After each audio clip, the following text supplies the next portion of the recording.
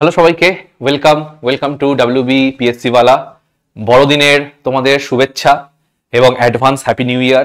আশা করি এই 2024-এ তোমরা যেরকম করে আমাদের সাথে ছিলে, যেরকম করে আমাদের ভালোবেসেছো, এই 2025-এও তোমরা সেরকম করেই আমাদেরকে ভালোবাসবে এবং আমরাও হয়তো কিছুটা হলেও তোমাদের পরীক্ষার ক্ষেত্রে হেল্প করতে পারবো বা পেরেছি। তো যাই হোক, তো এই শুভেচ্ছা বার্তা দিয়ে আজকে যে আমাদের ভিডিও, সেটা অলরেডি তোমরা হয়তো থাম্বনেলে দেখে নিয়েছো। সেটা হচ্ছে আতুল সুভাষকে কেন্দ্র করে আজকে আমাদের কিন্তু একটা ছোট্ট সেশন আমি তোমাদের সাথে করছি। তো আতুল সুভাষ, আশা করি নামটা এখন আমাদের কাছে খুবই পরিচিত।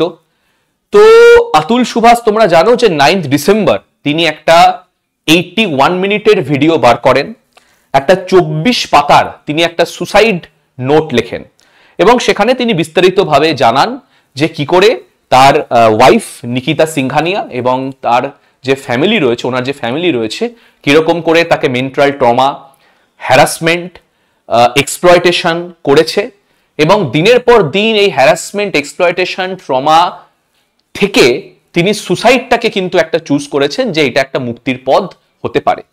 এবং আমরা অনেক সুপ্রিম কোর্ট রুলিং বা হাইকোর্ট জাজমেন্টের কিন্তু এখন দেখছি, যেখানে সুপ্রিম কোর্টও কিন্তু এখন বলছে যে ইন্ডিয়ান ম্যারেজটা এখন একটা কমার্শিয়াল ভেঞ্চার হয়ে গেছে, যেখানে ইন্ডিয়ান লজ আমরা জানি সেটা প্রথম দিকে ওমেনদের প্রোটেক্ট করার জন্য আনা হয়েছিল। কারণ তোমরা জানো এবং এখনো এটা খুবই পরিচিত যে ডেথগুলো, যে ফ্যামিলিতে যে বধূ নির্যাতন, তার যে পার্সেন্টেজ সেটা কিন্তু এখনো ইন্ডিয়াতে অনেক বেশি।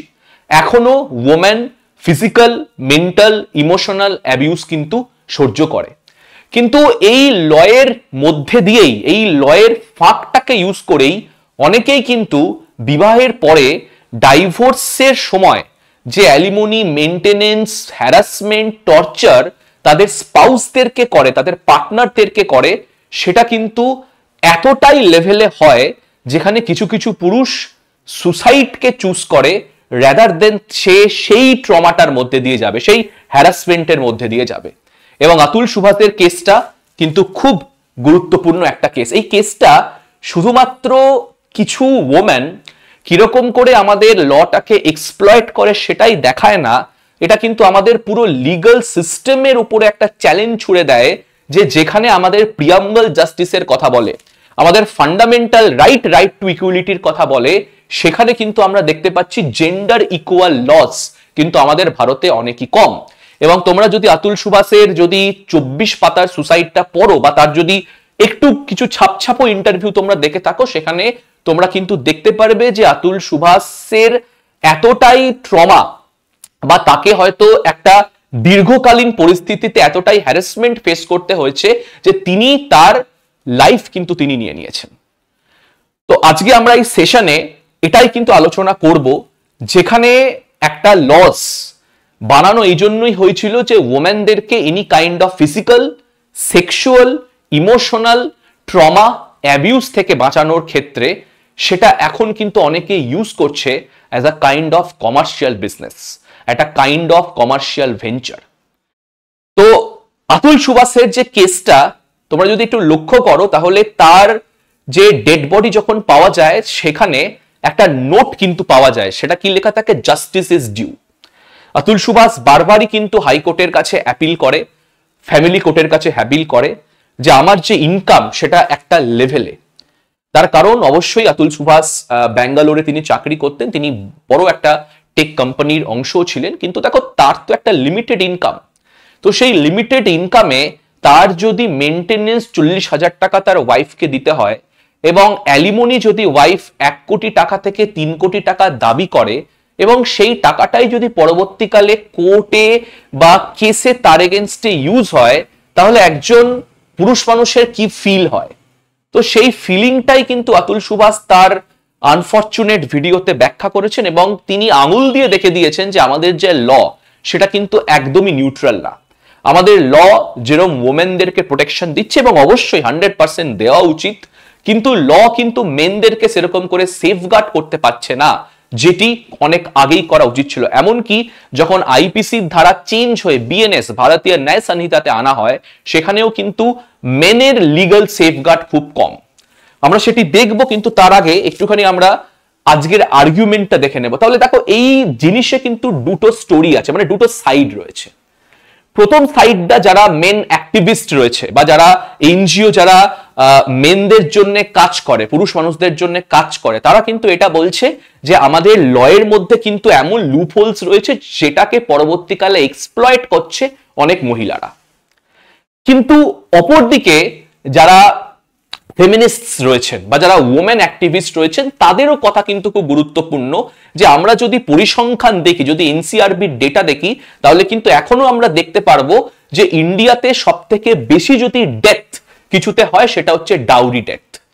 পণের টাকা যদি না দিতে পারে তাহলে কিন্তু বধূ বা ওয়াইফকে নির্যাতন করা হয়, পরবর্তীকালে তাকে নয় মেরে ফেলা হয়, নয়তো তিনি সুসাইড করতে বাধ্য করেন। এবং এই ডেটাটা কিন্তু, পরিসংখ্যানটা কিন্তু খুব একটা ভুলও না। যদি তোমরা যদি এই ডেটাটা দেখো, এই যে ডাউরি সুসাইডস, তোমরা দেখতে পারবে যে সব থেকে বেশি ম্যারেজের ক্ষেত্রে যদি সুসাইড বা ডেথ হয়ে থাকে, তাহলে তার পার্সেন্টেজটা কিন্তু সব থেকে বেশি হচ্ছে ডাউরি সুসাইডে। দেখতে পারবে 2016 সালে 32% অফ যে ম্যারেজের মধ্যে যে ডেথ হয়েছে সেটা কিন্তু রিলেটেড টু ডাউরি। হ্যাঁ, অবশ্যই 2020 সালে তার যে পরিসংখ্যান সেটা কিন্তু অনেক কম, কিন্তু আজকের এইটাও তো মনে রাখতে হবে যে কত কেস রিপোর্টেড হয়, লিগ্যাল কেস কত রিপোর্টেড হয় সেটা আমিও জানি, তুমিও জানো। তো সেখানে কিন্তু কোনো আর্গুমেন্টই নেই যে ওম্যান একটা অ্যাবিউজ, হিউমিলিয়েশন, নির্যাতন বেশি ফেস করে। এটা নিয়ে কিন্তু কেউ কোনো কোনো বক্তব্যই কিন্তু কারো থাকতে পারে না। কিন্তু তোমরা যদি এই পরিসংখ্যানটা দেখো যে ডাইভোর্সের কারণেও কিন্তু ডেথ 7% থেকে 8%, এবং তোমরা এনসিআরবি ডেটা, এটা কিন্তু কোনো কমিশন বা কোনো ইন্ডিপেন্ডেন্ট কমিটির কোনো রিপোর্ট না, এটা কিন্তু ভারত সরকারের ডেটা, যে ডাইভোর্স রিলেটেড ডেথও কিন্তু ইন্ডিয়াতে বেড়েই চলেছে। এবং এই পরিসংখ্যানের পরিপ্রেক্ষিতে যদি আরো ভালো করে আমরা ডিটেইলে অ্যানালিসিস করি, তাহলে তোমরা একটু দেখতে পারবে যে সুসাইড, ম্যারেজের মধ্যে মেন এবং ওমেনের যে সুসাইড রেট, সেটার যে একটা পরিসংখ্যান সেটা কিন্তু অনেকটাই এখন কমছে। যেরকম তোমরা দেখতে পারবে 2016 থেকে 2020 প্রায় 21,570 ওমেন কিন্তু সুসাইড করে, যেখানে মেনের পরিসংখ্যানটাও দেখো খুব একটা কিন্তু পিছিয়ে না, 16,021 জন কিন্তু এই ডাইভোর্স রিলেটেড বা ম্যারেজ রিলেটেড ম্যাটারে কিন্তু সুসাইড করেছে। এবং যদি এই পরিসংখ্যানটা দেখো তাহলে তোমরা এটাও বুঝতে পারবে যে আমি কেন বারবার বলছিলাম যে ওমেনের জন্য যে রুলস, রেগুলেশন, লজ রাখা হয়েছে সেটা অবশ্যই যথার্থ। তার একটা রেশনাল রিজন আছে, কারণ তোমরা যদি লাস্টের লাইনটা পড়ো তাহলেই হয়তো অনেকের মন হয়তো কেঁদে উঠবে। যেরকম তোমরা দেখতে পারো যে পাস্ট 5 ইয়ারে যদি ডাউরি রিলেটেড তোমরা সুসাইড বা ডেথ দেখো, তাহলে সেখানে কিন্তু প্রায় 10,000-এর কাছাকাছি ওমেন কিন্তু ডাউরি ডেথের শিকার হয়েছে, যেখানে যদি আমরা পার ডে হিসাব করি তাহলে 5 জন ওমেন পার ডে কিন্তু সুসাইড বা ডেথের সম্মুখীন হতে হচ্ছে বিকজ অফ ডাউরি রিলেটেড বা আদার ম্যারেজ রিলেটেড ইস্যুস। কিন্তু আমাকে এই পরিসংখ্যানটাও কিন্তু ভুললে চলবে না, যেখানে আমরা দেখতে পাচ্ছি যে 2020-তে ডাইভোর্স 287 মেনকে পুশ করেছে সুসাইড রেটের দিকে, যেখানে ওমেনের যে পরিসংখ্যান সেটা তোমরা দেখতে পাচ্ছ 264। এক্সট্রা ম্যারিটাল অ্যাফেয়ার্স মানে বিয়ের বাইরে অন্য কোনো সম্পর্কের জন্যও কিন্তু ডেথ অনেক ইন্ডিয়াতে বেড়ে গেছে। যেরকম তোমরা দেখতে পারবে যে 724 men committed suicide for extra marital affairs, যেখানে ওমেনের পরিসংখ্যান কিন্তু 634 বা 14% less than that of men. কিন্তু তাতে অবশ্যই এই পরিসংখ্যান দেখে যেটা আমাদের প্রথমেই স্ট্রাইক হবে, ফিল হবে যে অফকোর্স দেয়ার আর লজ যেটা ওমেনকে সেফগার্ড করছে। আমি কিছু কিছু তোমাদেরকে লস দেখাবো। For example, rape, harassment, cruelty, এই তিনটে শব্দ হয়তো আলাদা আলাদা মিনিং রয়েছে, কিন্তু তোমরা ডেফিনেশনটা যদি দেখো, রেপ, অ্যাসল্ট, ক্রুয়েলটি, সেখানে কিন্তু শুধুমাত্র বলা হচ্ছে যে it is a kind of activity which is done by a men against a woman. তার মানে আতুল সুভাষের এগেনস্টে কোনো হ্যারাসমেন্ট হয়নি, আতুল সুভাষের এগেনস্টে কোনো রকম সে ট্রমা ফেস করেনি, আতুল সুভাষ কোনো ধরনেরই নির্যাতন ফেস করেনি। তার মানে আমাদের ইন্ডিয়াতে এটা মেনে নেওয়া যায় যারা ফিজিক্যালি অ্যাবিউজ করবে তারাই অ্যাবিউজডের পরিসংখ্যানে পড়ে, কিন্তু যারা মেন্টালি, ইমোশনালি তারা ট্রমা ফেস করছে বা এতদিন ধরে একটা পিরিয়ড ধরে যারা নির্যাতিত তাদের কিন্তু কোনো রকম রাইটস নেই, কোনো সেফগার্ড নেই।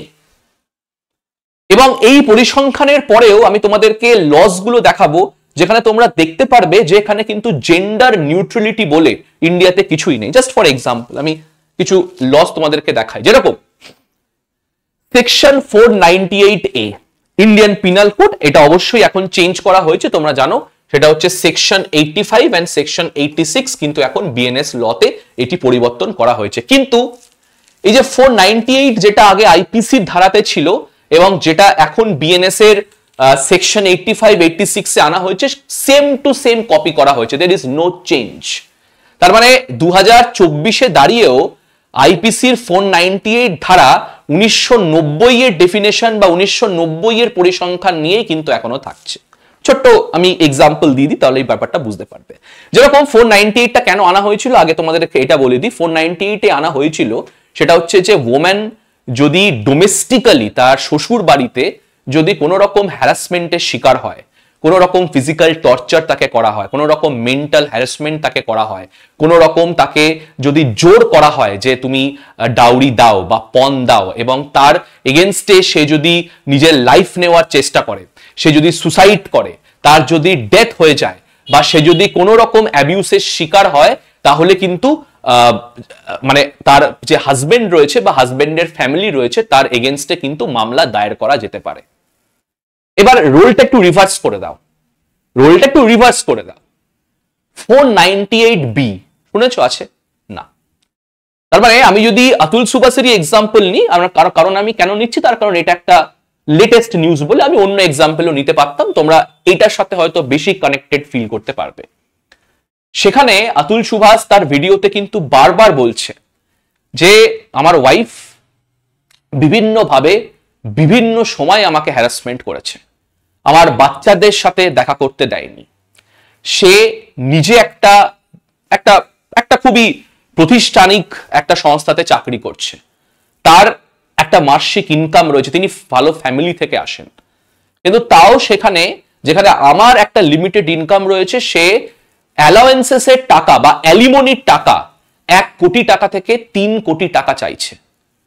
40,000 টাকা চিলড্রেনের শুধু বাচ্চার খরচা প্লাস তার ওয়াইফের খরচা আলাদা। এবং এত বছর ধরে যে একটা ইমোশনাল পেন নিয়ে সেই মানুষটা আছে, একটা ইমোশনাল ট্রমার মধ্যে সেই মানুষটা আছে, তার জন্য কিন্তু আমাদের ভারতে কোনো প্রভিশন নেই, 498B বলে কোনো প্রভিশন নেই।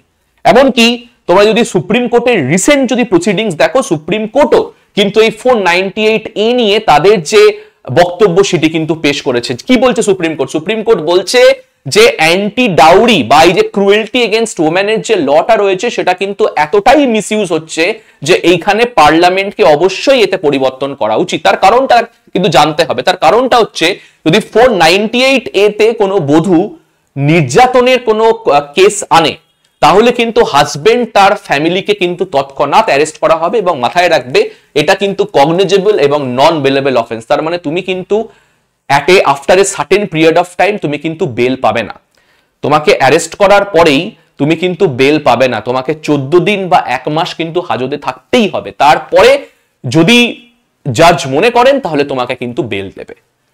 তার মানে 99.9% কেসে আমি ধরে নিলাম যেখানে বধূ নির্যাতন হয়েছে, এবং অবশ্যই 498A সেই বধূদেরকে রিলিফ দেয়, কিন্তু 1% কেসে কি হবে? বা যদি পুরুষ মানুষের হ্যারাসমেন্ট হয়, যদি সে ট্রমার শিকার হয়, যদি তার ফ্যামিলি মেম্বারদের উপর অ্যাবিউজ হয়, তাহলে সে কাকে জানাবে বা কাকে মানে কোন ল আছে সেটার জন্য? কোনো লই নেই, অত চিন্তা করতে হবে না। এবং তোমরা যদি এইটা দেখতে পারো তাহলে এটা দেখতে পারবে যে 498A কিন্তু পুরোপুরি বলে দিচ্ছে ইট is a provision related to provision against a husband or a relative of husband of a woman subjecting her to cruelty। তার মানে এটা কিন্তু শুধুমাত্র হাজবেন্ডের এগেইনস্টে বা হাজবেন্ডের ফ্যামিলির এগেইনস্টেই কিন্তু 498A কিন্তু প্রযোজ্য, এটা কিন্তু রিভার্স রোল করে প্রযোজ্য না। তার মানে ওয়াইফ বা ওয়াইফের ফ্যামিলির ক্ষেত্রে কিন্তু এটি প্রযোজ্য না। এবং আমি তোমাদেরকে জাস্ট ডেফিনেশনটা একটুখানি দেখাচ্ছি 498A তে এই ক্রুয়েলটি বা হ্যারাসমেন্ট বলতে কি বলছে, জাস্ট একটুখানি পড়ো। বলছে any willful conduct which is of such a nature is like to drive the woman to commit a suicide or to cause a grave injury or danger to life, limb or health. তার মানে একজন woman যদি তার শ্বশুর বাড়িতে এতটাই harassed feel করে, এতটাই নির্যাতিত ফিল করে এবং সেটার কারণে তার যদি মৃত্যু হয়, তার যদি কোনো কারণের ইনজুরি হয়, তাহলে 498A করা যেতে পারে। এমনকি হ্যারাসমেন্ট অফ দ্য ওমেন, এখানে দেখো কি ধরনের হ্যারাসমেন্ট সেটাও লেখা আছে, মেন্টাল হোক না কেন, ফিজিক্যাল হোক না কেন, ইমোশনাল হোক না কেন, তাহলে সব রকমের হ্যারাসমেন্টের জন্যও, ক্রুয়েলটির এগেনস্টেও কিন্তু ওমেন এই 498 মামলা করতে পারে, যেখানে হাজবেন্ডের এটা কিন্তু একটা নল বেলেবল সেকশনের অফেন্স। বুঝতেই পারছো এখানে কিন্তু কোথাও কোনো মেনের কিন্তু কোনো উল্লেখ নেই। পুরুষ মানুষের হ্যারাসমেন্ট, পুরুষ মানুষের ট্রমা, পুরুষ মানুষের এগেনস্টে অ্যাবিউস কোথাও উল্লেখ নেই।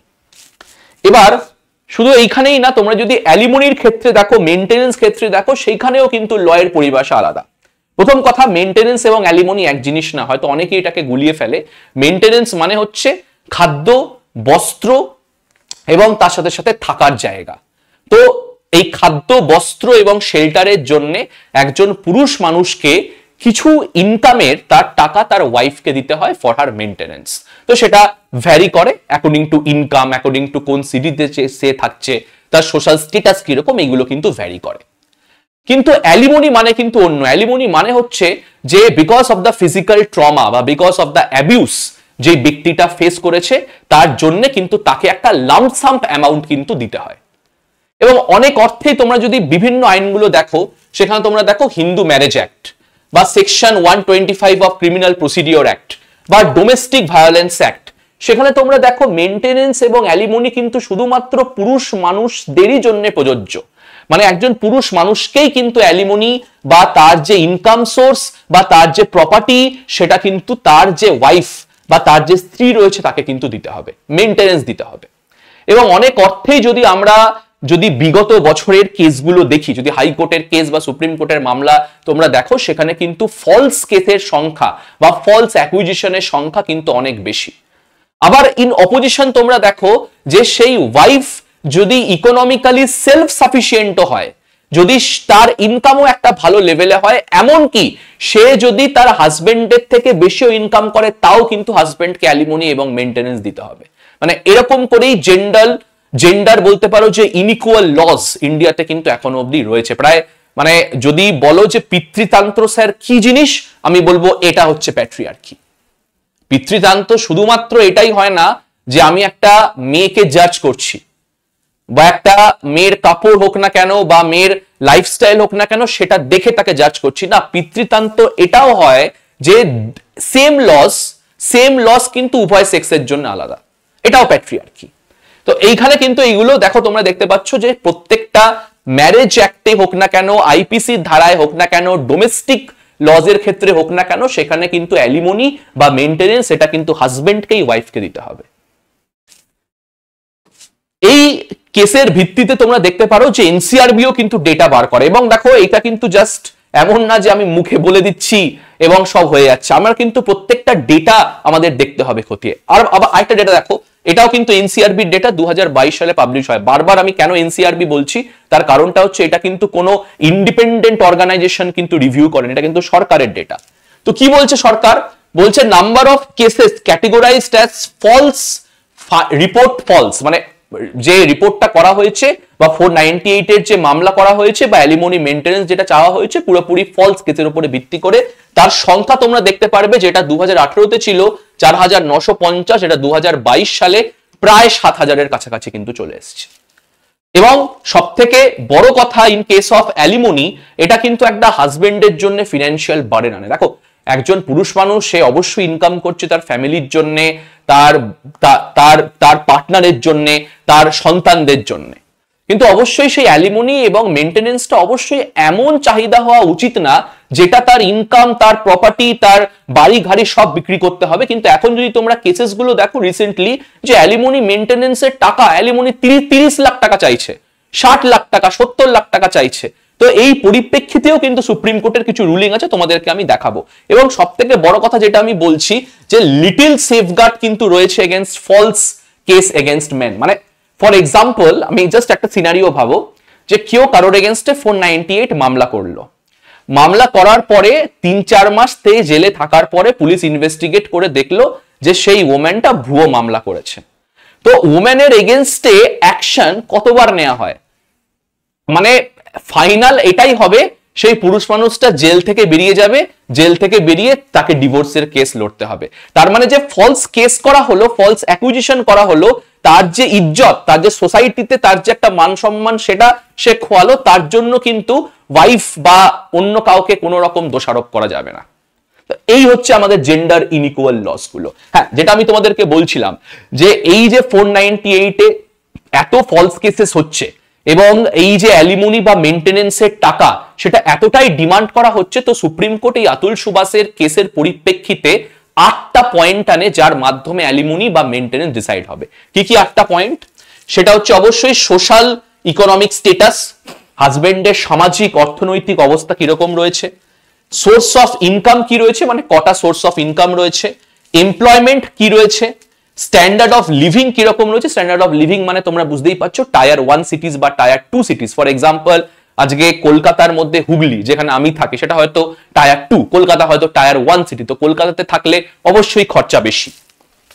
তার সাথে সাথে legal battle for the wife without income, যে একজন ওয়াইফ এই যে কোর্ট কাচারির মামলা করছে, কোর্ট কাচারির মামলা করাটাও তো খুব একটা কস্টলি জিনিস, তো সেই ক্ষেত্রে তাকে কতটা তার ইনকাম সেটাও দেখা হবে, এমনকি ফিনান্সিয়াল স্ট্যাটাস অফ দ্য হাজবেন্ডও কিন্তু দেখা হবে এবং আদার কোনো রেসপন্সিবিলিটি থাকলেও সেটাও দেখা হবে। তো এই 8টা পয়েন্ট ফোল্ড কিন্তু সুপ্রিম কোর্ট এই আতুল সুভাষের মামলার পরে আনে, যার পরিপ্রেক্ষিতে মেইনটেনেন্স অ্যালিমনি ডিসাইড করা হবে। শুধু এইটাই না, শুধু কি 498 এইটাই কিন্তু না, তোমরা দেখতে পারবে যে ভারতীয় ন্যায় সংহিতাতে এই যে ম্যারেজের ক্ষেত্রেও কিন্তু ইনইকুয়াল লজ রয়েছে। আমি ছোট্ট একটা এক্সাম্পল দিই, যেরকম তুমি যদি মানে কোনো মহিলা যদি কোনো পুরুষ মানুষের সাথে ফিজিক্যাল সম্পর্কতে যায় এটা বলে যে আমি পরবর্তীকালে তোমাকে বিয়ে করব, মানে বুঝতেই পারছো এটা যে সেকশন 69 অফ ভারতীয় ন্যায় সংহিতা এটা বলে যে ফলস প্রমিস টু ম্যারি, কোনো মহিলা যদি কোনো পুরুষ মানুষের সাথে ফিজিক্যাল কোনো রকম রিলেশনশিপে যায় এটা বলে যে আমি তোমাকে বিয়ে করব, তো সেই মহিলার এগেনস্টে কিন্তু কোনো রকম অ্যাকশন নেওয়া যাবে না।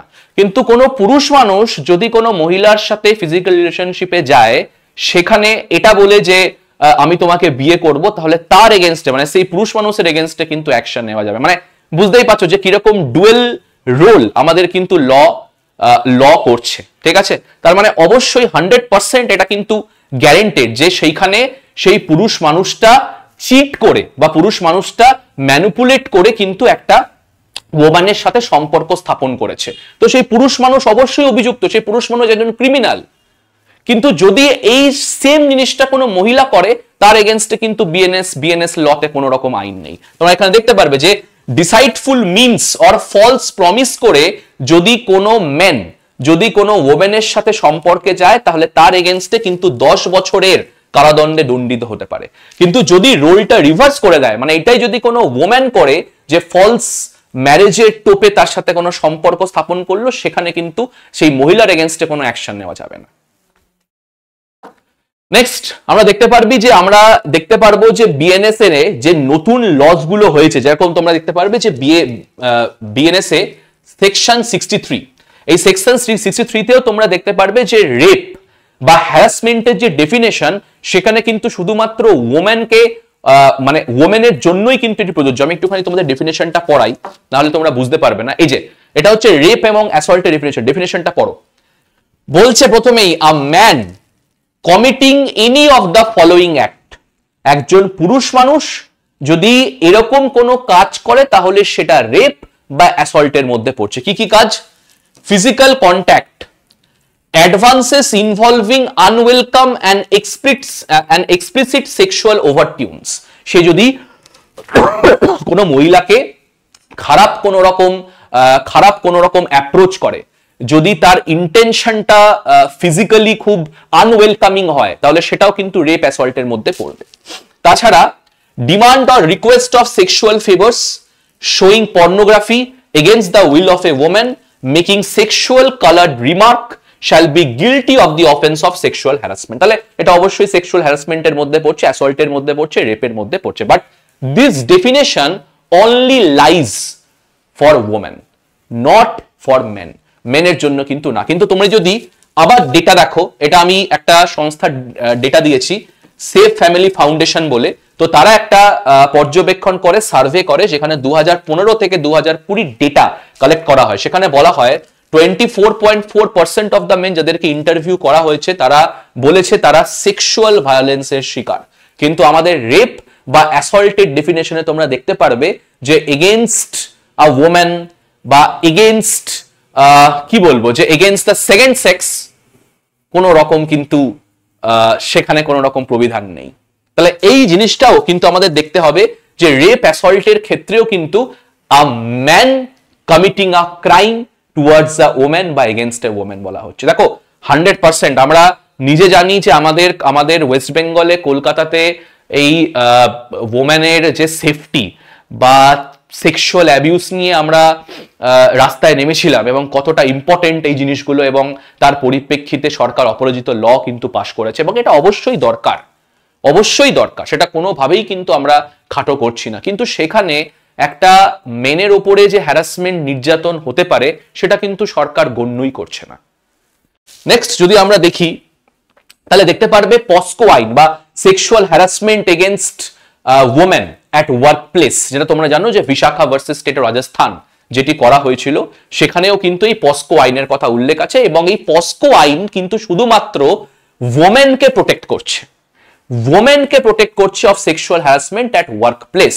মানে কাজ করার যে স্থান রয়েছে সেখানেও যদি কেউ খারাপ ইন্টেনশনে বা যদি কোনো রকমের সেক্সুয়াল অ্যাডভান্সমেন্টের সাথে কোনো ওমেনকে অ্যাপ্রোচ করে, তাহলে কিন্তু ওমেন তার এগেনস্টে সেক্সুয়াল কেস দায়ের করতে পারে, সেই লোকের এগেনস্টে কিন্তু পস্কো আইন হতে পারে, এবং অবশ্যই according to company law, according to Indian constitution সে কিন্তু সাজা পাবে। কিন্তু সেক্সুয়াল হ্যারাসমেন্ট ফর মেন কোনো কথা বলা নেই, যে একটা মেনও তো ওয়ার্ক প্লেসে হয়তো কোনো হ্যারাসমেন্ট ফেস করতে পারে, সে কোনো রকম আনকমফোর্টেবল, সে ফিজিক্যালি আনকমফোর্টেবল ফিল করতে পারে, কিন্তু তার এগেনস্টে কিন্তু কোনো রকম প্রবিধান কিন্তু আমাদের সংবিধানে নেই। So sexual harassment is only for women, not against men, not for men rather. আমরা যদি এটা দেখি যে সেকশন 354 খুব ইম্পর্টেন্ট এটা বোঝা, এটা একটা আইপিসির সেকশন, ঠিক আছে?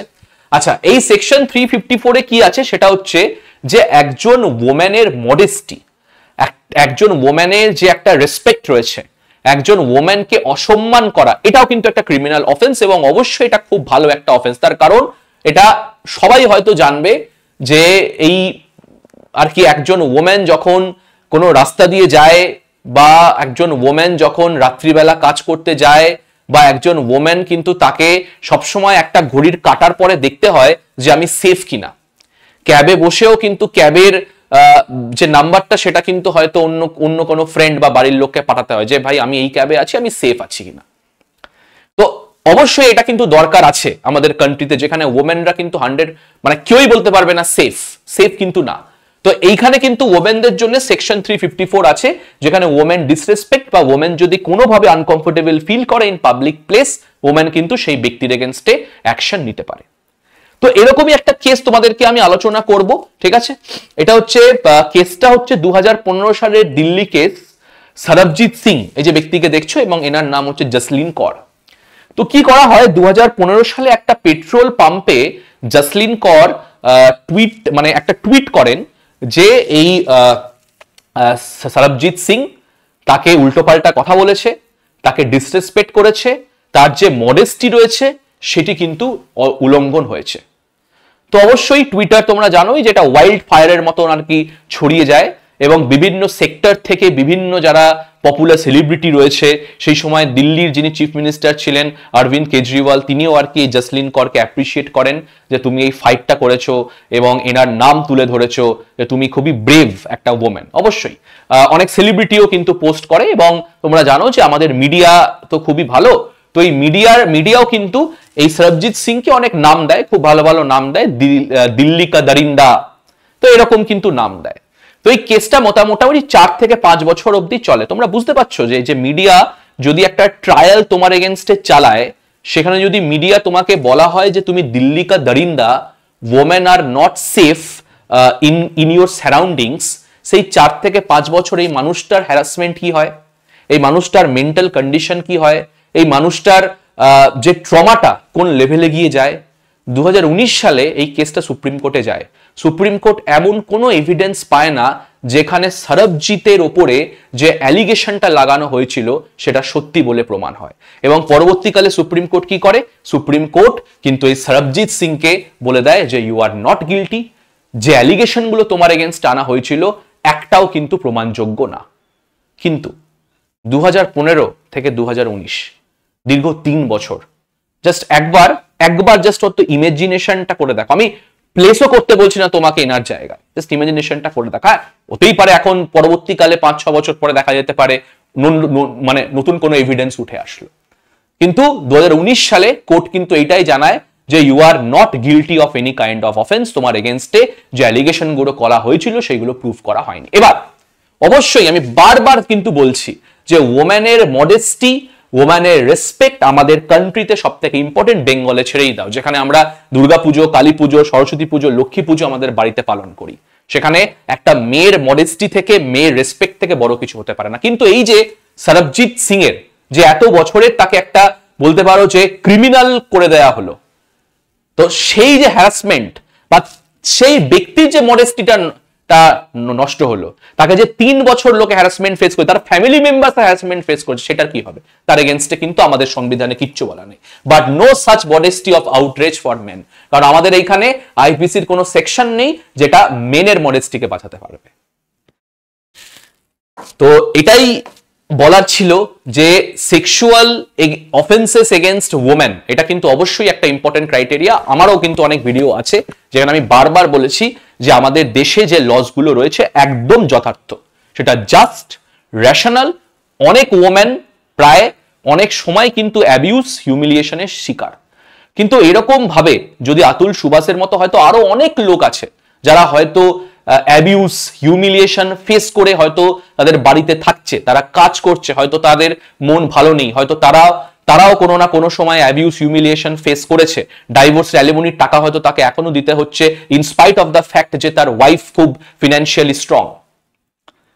তো ব্যাপারটা হচ্ছে এইটাই যে আমরা ইন্ডিয়াতে আছি, ইকুয়ালিটি আমাদের একটা ইম্পর্টেন্ট সোর্স। কিন্তু আমি বারবার বলি, যেটা ডক্টর বি আর আম্বেদকরও বলতেন, আ country is not equal, a country is good when it is just. তো এটা বলেই আমি আজকে তোমাদের শেষ করব। তো এই হচ্ছে আজকে আমাদের ক্লাস ছিল। তো এরকমই বিভিন্ন সেশন দেখার জন্য আমাদের ইউটিউব চ্যানেলে সাবস্ক্রাইব করে রাখো, এবং অবশ্যই পরবর্তীকালে একটা সেশনে দেখা হবে। Tata, thank you.